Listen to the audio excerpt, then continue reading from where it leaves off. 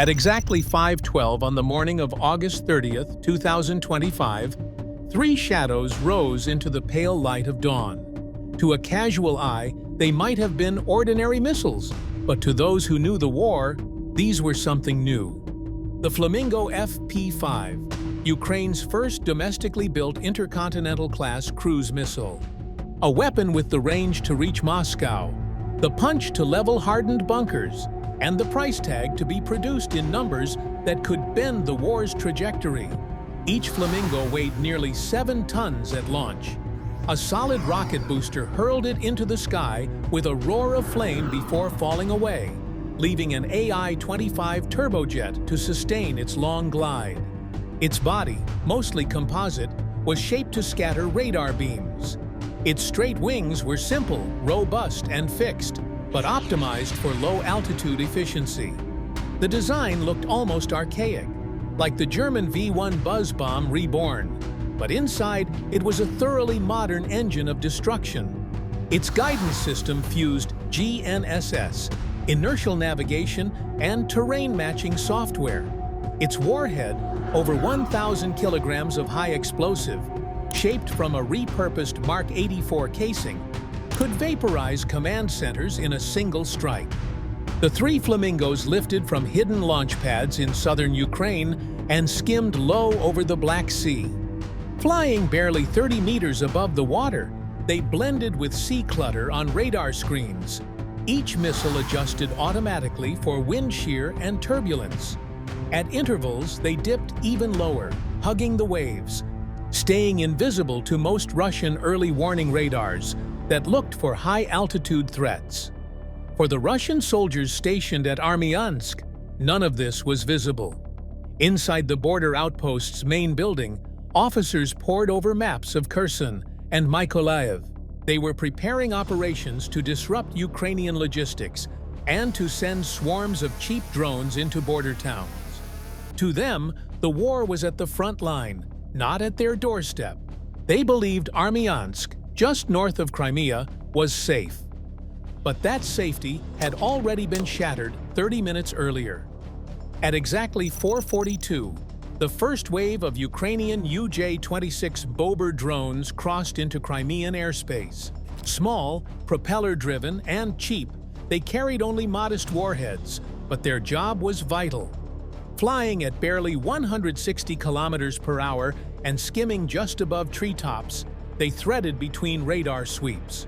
One by one, they found their targets. The first Bober dove into the MRM-1E coastal surveillance radar, the system that scanned the northern waters for low-flying threats. Its shaped charge ripped through the array, sending fragments of aluminum and copper flying like shrapnel. Operators watched their screens go black. Seconds later, another drone slammed into the 96 L6 cheeseboard radar, one of the key acquisition arrays for S-300 and S-Korsnow, Muskilas S-400 batteries in the region. Its spinning phased array froze mid-rotation before collapsing in sparks. Russian defenders scrambled. Two Pantsir S-1 systems activated, spewing 30mm shells into the sky, shredding two Bobers in fireballs. But the others had done their work. The eyes of northern Crimea had been gouged out. Now the Flamingos were coming in blind zones. At exactly 5:27, the first missile reached Armyansk. It flew so low that soldiers outside heard only a hiss, like a passing storm, before it hit. The warhead detonated just meters from the command post. The explosion ripped open a crater 13 meters across and several meters deep. The command post collapsed in on itself. Rebar twisted like wire. Antennas were hurled into the sky.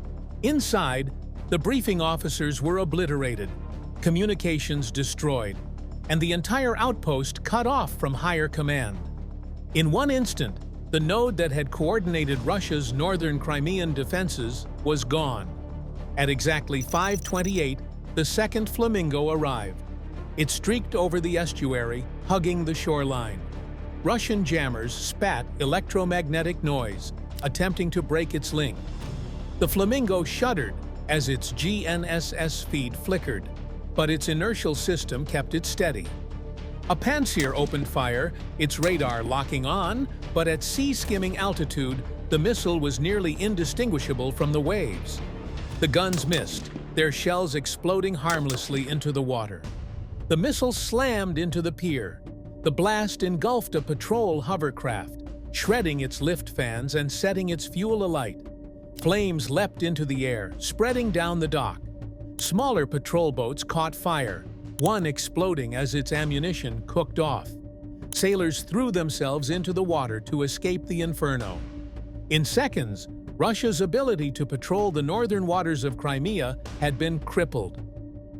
Back in Ukraine, operators fell silent. The third Flamingo had vanished from their screens. Perhaps it malfunctioned. Perhaps it was intercepted. No matter. Two had struck home. At exactly 5:31, the drones returned. With radars blind and communications severed, bombers and smaller FPV kamikaze drones poured into the outpost. Operators, hundreds of kilometers away, guided them by shaky video feeds. One drone dived into a BTR-82 armored personnel carrier. Its shaped charge detonated through the thin roof, igniting fuel and ammunition. The turret was launched skyward in a screaming arc. Another drone slammed into a fuel truck, setting off a rolling fireball that consumed a nearby barracks. The Russian garrison, already dazed by the Flamingo blasts, collapsed into chaos.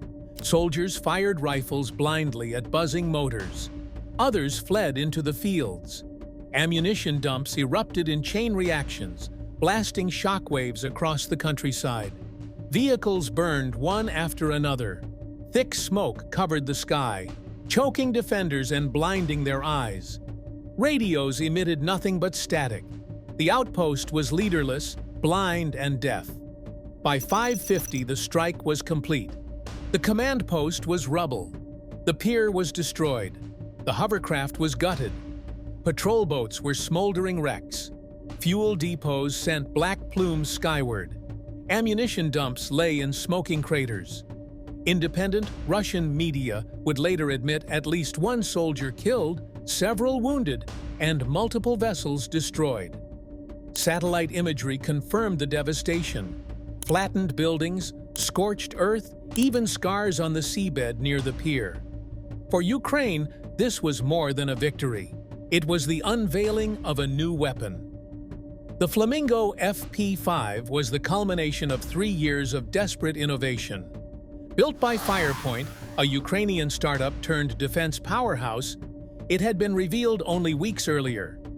With a range of 3,000 kilometers, it could reach targets deep inside Russia, from oil refineries near Moscow to bases in the Urals. Its warhead was twice as large as a Tomahawk's. Its cost was half. Unlike Western weapons like Storm Shadow or SCALP, which came with restrictions, Flamingo was free of politics. Ukraine could fire it wherever it chose. The losses went beyond the physical. With Armyansk crippled, Russia lost a key surveillance hub. Its northern radars were dark. Its patrol boats were destroyed. Its fuel and ammunition stocks were burning. Its soldiers were fleeing. Strategically, the blow was worse. If Flamingo could reach Armyansk, it could reach anywhere in Crimea. And if it could reach Crimea, it could reach Moscow. Russian commanders now faced impossible choices. To defend against Flamingos, they would have to spread their radars thin, move mobile systems constantly, and burn through precious ammunition intercepting low-flying targets. Each Flamingo cost less than $1 million. Each interceptor missile cost 2 or 3 times as much. Economically, Russia could not afford this war of attrition. For Ukraine, the strike was revenge and revelation. Revenge for the years of bombardment, for the loss of Crimea in 2014, for the countless drone and missile strikes Russia had launched into its cities, and revelation that Ukraine's defense industry, once seen as hopeless, had built something that could turn the war. The psychological impact was enormous. Videos of the triple launch streaking across the sunrise flooded Telegram. Footage of explosions at Armyansk circulated within hours. Russian soldiers fleeing burning barracks became symbols of collapse. Even independent Russian outlet Astra admitted the strike had happened, though downplaying the losses. For the first time in a decade, Crimea no longer felt safe. Sevastopol's headquarters, once thought invulnerable, had already been hit by storm shadows. Now Armyansk had been destroyed by flamingos. Oil refineries, air bases, supply depots, all were in range. Russia's Black Sea Fleet, once the pride of the Navy, was already limping east to Novorossiysk. With flamingos, even that port was no longer safe. At exactly dawn, the northern edge of Crimea lit up with fire. What Russian soldiers thought was just another Saturday morning turned into a nightmare. Patrol boats sank. Command lines went silent. Soldiers fled into fields. And over it all, the message was clear. Ukraine's Flamingo missile had taken flight, and Russia's war was entering a new phase. Satellite images, released later, confirmed what rumors first whispered. Ukraine had struck, and not with ordinary drones or short-range rockets. The weapon was something heavier, faster, and far more dangerous. The Flamingo FP-5 cruise missile, Kiev's brand-new homegrown weapon with a range of 3,000 kilometers, had just made its combat debut. For weeks, Ukraine had been preparing the stage. Drone raids chipped away at Russian defenses, probing gaps, harassing radar stations, and steadily wearing down S-400 batteries that once seemed invincible. Oil refineries deep inside Russia had burned. Warships limped from the Azov Sea into safer waters. Even Crimea's vaunted S-400 systems had gone up in smoke. Russia's fortress on the peninsula was showing cracks. And then came the Flamingo. 3 silhouettes rose from Ukraine's southern coast. Their solid boosters ignited with blinding fire before dropping away, leaving each missile to cruise low over the Black Sea at nearly 900 kilometers per hour. Each Flamingo carried a warhead of more than 1,100 kilograms, nearly double the destructive power of an American Tomahawk. Unlike Western-supplied systems, these missiles had no political strings attached, no off-limits coordinates. They were Ukrainian-built, Ukrainian-owned, and Ukraine-directed. For Ukraine, the Flamingo's first strike was more than just a military test. It was vengeance forged in steel and fire. Armyansk wasn't just another border outpost. Since 2014, it had stood as the symbol of Russia's grip on Crimea, the northern gate of the peninsula, and the first fortress erected after Moscow's illegal seizure of Ukrainian land. From its bunkers and radar rooms, orders flowed for years. Drone launches against Ukrainian border towns.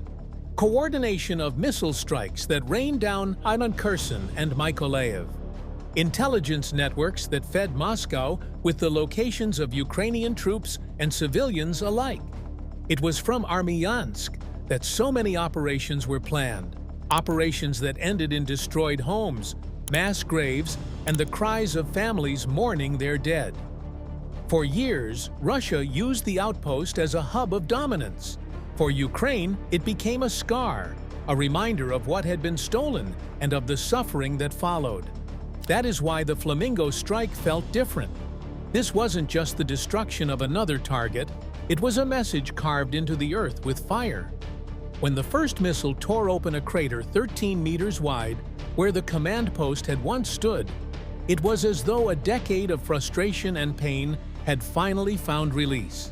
It was revenge for the missiles that had slammed into Odessa's apartment blocks, killing children in their beds. It was revenge for the mass bombardments of Mykolaiv, for the weeks without electricity in winter when Russia tried to freeze civilians into submission. It was revenge for the soldiers who fought and died in the trenches of Kherson, staring south at the land Russia had stolen. The strike echoed other moments of Ukrainian payback. In 2022, when the Moskva, the pride of the Black Sea Fleet, slipped beneath the waves after being struck by Neptune missiles. It wasn't just a naval defeat for Russia. It was justice for the hundreds of Ukrainian civilians the Moskva had helped bombard. In 2023, when storm shadows smashed into Sevastopol's fleet headquarters, it wasn't just an attack on a command building, it was a statement. Crimea was not untouchable. And in 2024 and 2025, as oil refineries across Russia burned in the night, Ukrainians whispered the same word each time: revenge. Armyansk fit into that same story. The Russian officers who once sat in its bunkers and sneered at Ukrainian weakness now lay buried under rubble. The soldiers who strutted along its fences, certain no one could touch them, had fled into the fields. The patrol boats that once bullied fishermen in the estuary burned at their moorings. For every Ukrainian family that had endured bombardment, for every town that had lived under the shadow of Armyansk's command, the sight of that smoke curling into the dawn was catharsis.